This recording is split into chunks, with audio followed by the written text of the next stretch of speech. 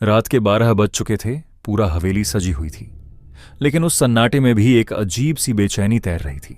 आज इस हवेली में एक नई दुल्हन आई थी। लाल जोड़ा, मेहंदी से सजे हाथ और चेहरे पर बनावटी मुस्कान, लेकिन उसकी आंखें कुछ और ही कह रही थीं। दुल्हन को अकेले कमरे में बैठा दिया गया। सबने कहा, थोड़ी देर आराम कर लो। दरवाजा बंद हुआ और उसी पल कमरे की हवा ठंडी पड़ गई। तभी खट खट, दरवाजे पर धीमी दस्तक हुई।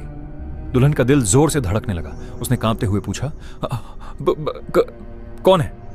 कोई जवाब नहीं। दुल्हन हिम्मत करके उठी और पीप होल से झांका। बाहर एक और दुल्हन खड़ी थी, बिल्कुल उसी जैसी।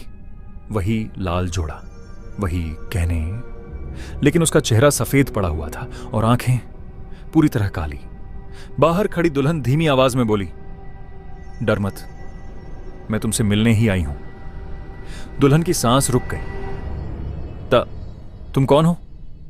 उसने जवाब दिया, मैं इस हवेली की पिछली दुल्हन हूं। कमरे की लाइट अचानक बुझ गई। अंधेरे में वो आवाज फिर गूंजी, इस घर में हर दुल्हन की शादी होती है। एक विराम, लेकिन सुहागरात कभी नहीं आती। लाइट वापस जली। कमरा खाली था। दुल्हन ने राहत की सांस ली, लेकिन तभी पीछे लगे आईने से एक आवाज आई, अब तुम्हारी बारी है।